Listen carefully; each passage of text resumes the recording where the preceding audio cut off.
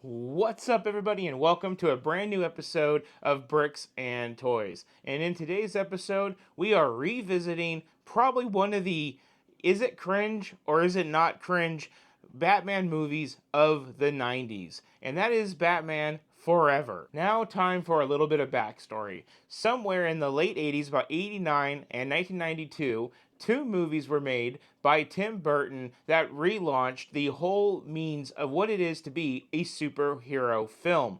And that was to make a superhero film that was basically comic booky, fun, and enjoyable. And the role was brought to life with none other than Michael Keaton playing Batman. The movies of Batman and Batman Returns will always be some of my favorite Batman movies, right next to the Christopher Nolan Dark Knight series. To the point of the 1989 Batmobile that I have in my collection is a set that will always stay in a case and will never go anywhere. But then something happened, probably studio executives and white tape and all of the political stuff that goes on with making a movie, and Tim Burton was forced to step down and take a smaller role in the production of the next movie, and Joel Schumacher stepped in. As a result, Michael Keaton dipped out, and then Val Kilmer stepped in and took on what it means to be Batman, and this movie was Batman Forever. Now, in case you guys don't really remember this Batman movie, because I'm just going to be honest with you guys, I really did not either before watching the movie again before filming this shoot. This movie has stars such as Tommy Lee Jones, Jim Carrey, Val Kilmer, Nicole Kidman, just to name a few. There is so many stars in this movie, even small stars that grew up to be big stars, and this was like their debut role. I mean, this movie had it like all. And then it was just what the hell? And quite honestly, the what the hell flowed even deeper when they decided to do a fourth movie, which would be the direct sequel to this one, and that was Batman and Robin, to where they still had an all-star cast. This time, George Clooney playing Batman, and then they even had Arnold Schwarzenegger playing Mr. Freeze. That one, though, was, I think, of the worst. Now, just coming off of watching this movie, I can tell you from the moment I started watching it, the time kind of went by relatively slow because I was like, man, these are some top grade actors, but they are having to deliver some really trash dialogue. And I am basing that critique mostly based on the amount of budget, what it was supposed to be, and everybody that was in it. This was supposed to be a lot more than what it actually was, and I think that's kind of the reason that this movie kind of just washed away into the 90s. And when it comes to 90s, this movie is ridiculously sickening with the 90s. Neon, fluorescent, and all types of like the colors, and I don't know. It's a really dated movie. Now, if you're a fan of Batman Forever, I am sorry that I'm dragging your favorite movie through the mud. Don't really mean to do that, but coming off of Batman and Batman Returns, if I was old enough to go to the movie theater in 1995, I would have left like, ugh. Kind of like when Fast and the Furious got overly serious with Fast and Furious in 2009, was it?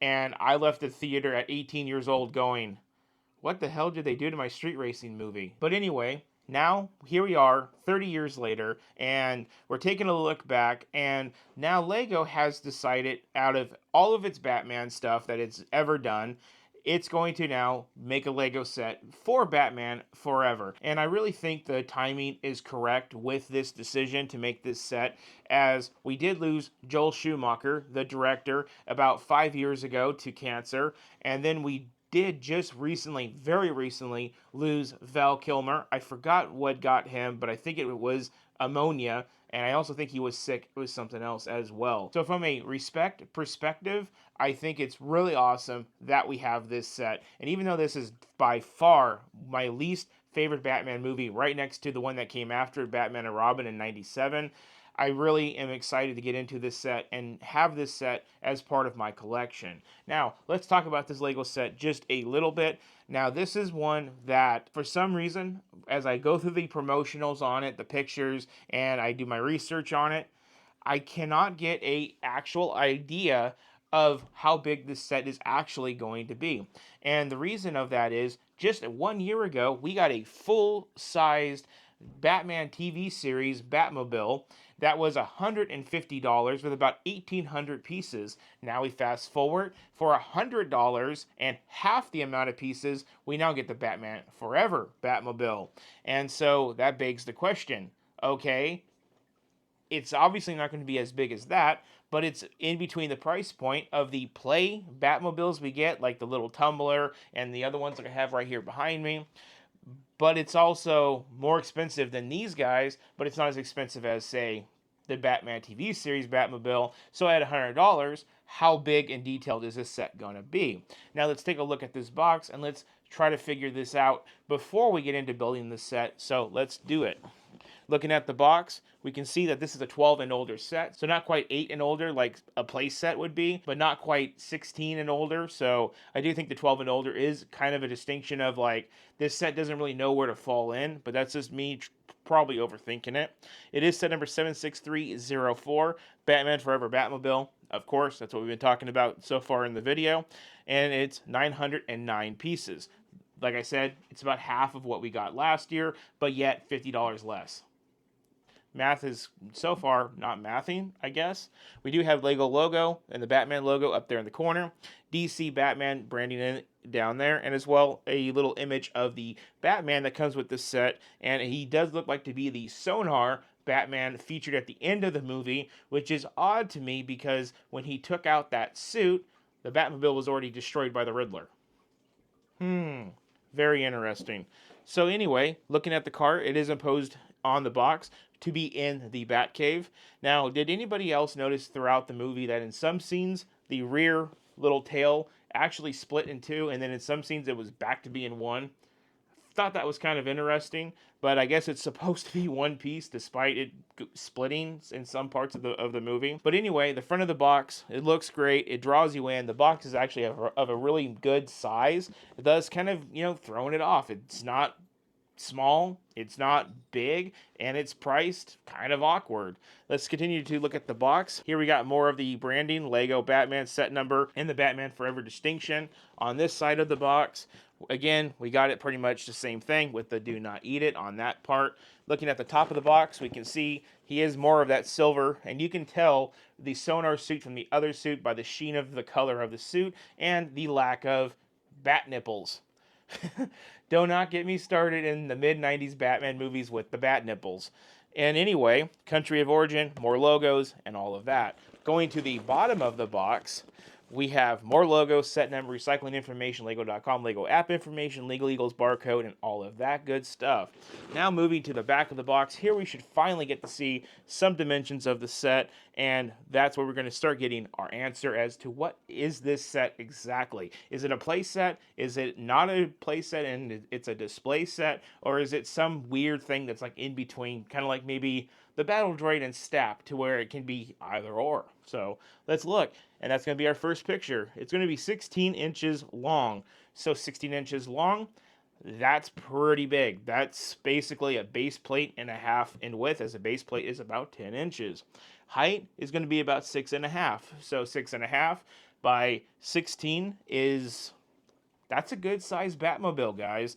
And it is relatively low profile, but if you watch the movie, this car is relatively low profile. In our next picture, we can see that we do have basically a detachable windscreen, pretty much just like a Speed Champions car does from the look of it. So no Technic functions making anything special happen. It just comes right off of its studs.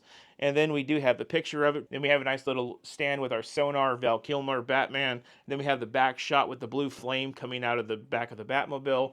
And that's another weird thing about this movie. There was so much like blue flame on, like, everything had that pale, bright, light blue. That was bizarre. But it is cool to see that it is reflected with the wheels, and it's reflected with the stand that the Batman is standing on. Now let's move into unboxing this set, to where we're going to have not one, but two punch tabs. Let's go ahead and let's do that. There we are. I'm going to give you guys the first look into this box. And there we are for you guys to get a look. Tell me what you guys see. Anything good? Not that much dead space. Let's do our pour. And boom. Okay, so everything's laid out here. I do see a fair amount of bags right here in front of me. We do have another $100 Lego set without any type of like envelope for the book. That is something that I don't like. I am going to keep this book to go with this set. I may get rid of the box. Well, of course I will. But I do want to keep this book for a long time in case I do decide to resell this set, as I'm currently about to go through my next sale phase of my personal Lego collection here sometime this month. And I'm going through books to pair of sets I'm going to sell. So I definitely do that eventually once I'm tired of a set. Anyway, looking at the bags, I'm going to say we probably have 11 bags total with this set. Let's go ahead, let's get these counted out. So we start off with a bag number 1, we go to a bag number 2, 3, 4, and we go on to 5, 6, 7, 8, 9, and 10. So 10 bags total to build this car. So not the 11 that I thought, but it is 10. But it is 11 if we do count whatever piece is hiding in this paper bag. This is another example of Lego using paper in their packaging process. And hopefully soon we'll start getting our bags in paper, because I think it's kind of a cool concept, and paper is, well, more recyclable. So I don't know what piece is necessarily in this. It definitely is a plastic translucent piece of some sort. I'm going to guess it is likely the windscreen and not the nose piece, which looks to be printed, and likely is, due to the fact that here is our sticker sheet that was hidden within all of the bags, and the sticker sheet has a whopping giant 2 stickers. So pretty cool there, and they are of some gauges. Likely won't focus in on the camera with that, but 2 small stickers. Now looking at our book, we do have our QR code for our 20 points, and let's see if we have anything about the movies or anything in this. Nope. On page number 5, we go directly into bag number 1, and we start whooping this baby out and getting it built. So the end of this build is kind of a 2-parter, with the first part being, of course, the vehicle itself. That's going to be about 224 building steps and about 152 pages to get it done. Of course, you finish off with the wheels. Now, these wheels look like they will probably roll in circles, where in the movie, the Bat logo always stays lit in blue and it stays flat. But anyway, we go into a final part of the build, which is about another 10 steps, and that is building the minifigure and stand. And you can see that finished over on page 156 with the additional 10 steps. And guys, that is our Batman Forever discussion and unboxing and discussing of the set. I am somewhat excited about this. 16.5 inches long, seems to be a pretty long and narrow type set. I definitely didn't peg it for that. I definitely pegged it for maybe like what I have back here with the 1989 Batmobile of 2 years ago we got these. So yes, it is definitely going to be an interesting Batmobile for a very interesting movie from the 90s of Batman. So without further ado, I'm going to get this thing built, and you guys are going to see the review right now. Okay, everybody, let's begin our review on the Batman Forever Batmobile. And here it is. Okay, review done. No, just playing. Let's start off as traditional by checking out our minifigure. So we're going to begin by taking a look at the stand in which the minifigure rests on. Honestly, it's really simple part usage, window pane elements in that blue color that's infamous with the movie.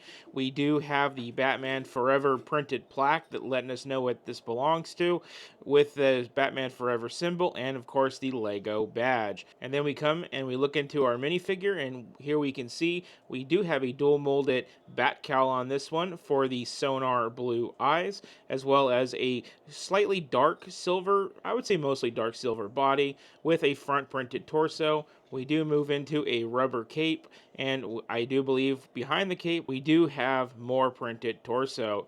Overall, it's Batman, and it's Val Kilmer's Batman of all Batmans, and it's really cool to have this now as a minifigure. Now let's take a look at the car. Okay, now let's come on down. Let's take a side look at this vehicle. Everything with this vehicle is going to be printed elements, and if not printed, it's going to be brick built design, besides a couple stickers in the interior. We'll get to that later. This thing looks phenomenal. It is actually in between scale of basically full-size Batmobiles and play-scale Batmobiles, so that answers our sizing question on how big this set is. Well, it's not that big, but it's also not very small as like a Speed Champion or another traditional type of Batmobile. Later on in the video, we will compare it. Okay, now let's take a look at this rear wing. That is one, and like in the movie, it splits into two. Pretty sure that was a mistake. Every part in here is what we would expect to make a Batwing out of Lego, with all different types of slopes and clips and everything to make it work. And then we come on down to the rear quarter of the Batmobile. Same thing, slopes and clips to make the angles right. We do have awesome printed center caps for the wheels with the blue and the Bat logo. I do like all of the curves and the techniques and stuff used to make these fenders. They are pretty much the same all the way around, but it's just really cool and simple, and it comes out to look really nice. Coming over here to the front of the vehicle for just a moment, we got some nice pearl silver grille elements like the slope type to make the front of the vehicle. We do have a printed element on a windscreen, but it's not a windscreen, it's obviously in the nose of the vehicle. We do have the two little headlights, which kind of look like an afterthought to the actual car, but here, you know what, it looks, pretty fitting. We have curved tiles and all of that, kind of weaving, kind of making like an exoskeleton type look of this vehicle. Hidden down inside of here are two Bat Easter eggs. I'm not sure if my camera can actually get in there enough to try to show you those, but they are in there. I think I can see it right there. So that's a really cool Easter egg. Lots of translucent blue and medium azure blue hiding out behind all of this black tiling and curved pieces. Moving into the rib cage of the car, as I like to call it, we can see more translucent blue and light bluish gray all throughout the side of the vehicle, really completing the look. It looks really nice. Coming around to the opposite side of the vehicle, it is exactly the same as I described on the other side of the vehicle. Just letting you have a look so you guys can see it is parallel to the opposite side. Nothing too special, but overall, this car really does it. It looks really good. Now let's take a look at our interior, which is a windscreen with a printed portion in the middle right there. And then we go on inside, we can see more translucent blue. We can see the seats.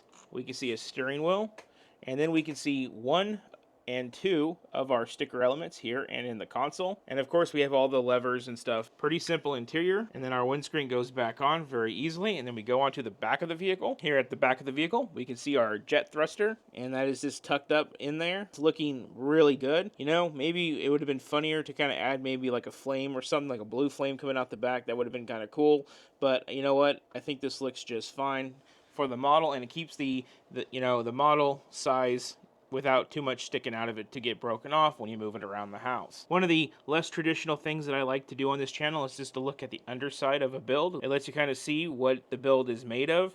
And of course, we got a core Technic chassis and a lot of plates. This car is majority system built and not Technic built, so that is really worth noting that you are getting a really true blue Lego build.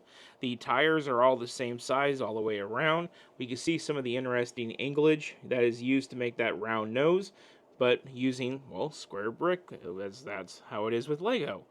And we can also see basically all the dead space inside by looking at the bottom of this car. Now, one more little thing I do want to note about this vehicle. There is interesting usage of these clip elements along the side, and you would think that that would go for something, but all that really does is help line up these rib pieces that are actually very easy to take off, as they're each held on by one stud.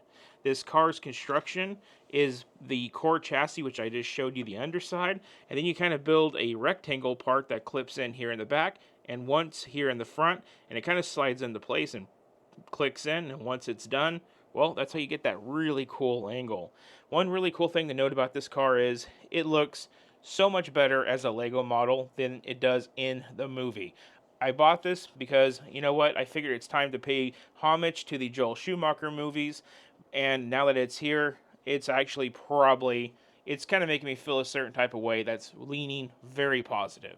With that, guys, let's wrap up this video because this thing is cool and I want to finish saying some things about it. Okay, everybody, here we are at the end of the video. Now, I did want to go over the size for just a brief moment. Now, I don't want to go through my whole entire collection, climbing over ladders and shelves, pulling down Batmobiles to show you the larger side of Batmobiles, but easily accessible to me right behind is my smaller play scale Batmobiles, one that I will be actually putting up for sale here shortly now that it's retired, and I have the 2019 version of. But anyway, this is what I was kind of expecting for $100, was a set this size, and I felt like we were going to get a pretty big rip with that being said. But as you guys can clearly see, putting this up to this, it is a good percentage larger. So if you guys were wondering, is this thing actually play scale or is it display scale? Well, it's smack dab in the middle. It's kind of odd that out of all of the Batmobiles that Lego has made so far, this one, they felt the need to go the medium scale. Now, I never built the animated TV series Batmobile that I know that they are currently selling, so I'm not sure if that's just kind of like the same thing, because the box is kind of the same size, so I'm not speaking on the behalf of that, but I know for this one, it is very unique. You know, it's not the best and the most notable Batman movies, so yet it's not the larger scale of a build, but still it was a successful movie nonetheless, and so it's not actually reduced completely to a small scale like the play version. So I just find that really interesting. Maybe I'm trying to draw a parallel that doesn't really need to be drawn, but I do think for the price point of how much this was when it was new, which I believe was, I think it was upwards towards 50 when it was released, and then we got the TV series last year for 150, and this guy comes in at 100. It's really important to know what size you are getting for your money. So unlike the movie Batman Forever, it is actually kind of hard to find things to actually have a problem with this set. And I honestly do believe that this model is really that good. If I had to nitpick one thing, okay, maybe a couple things, I would say the building technique to hold on this windscreen piece that's used for the nose with the printed, just to have those exposed studs amongst these tiles, you know, maybe not the best of looks. The clip joints down here at the bottom that have no function other than just to align these side ribs, okay, that maybe could have been something else. But other than that, guys, and you know, maybe adding a little bit of a blue flame out the butt, you know, those three things are just like really trying to get the last amount of water from a sponge that's been sitting outside of the sink for a week. I mean, really trying here. I really like it that much. I mean, I'm not a fan of this movie. I'm not a fan of this Batmobile. 1989 Batmobile all day long. But this build really made me feel really good. And it is a definite recommend, which is something that I really cannot say very much in building modern Lego as of right now, with everything that's been going on with price increases and stuff. For $100, I think you're getting a pretty sweet car. You're not getting a small one, you're not getting a big one, but you are getting a size that feels pretty comfortable to the price. And then the build itself, you will love the build more than you will love the actual Joel Schumacher movie.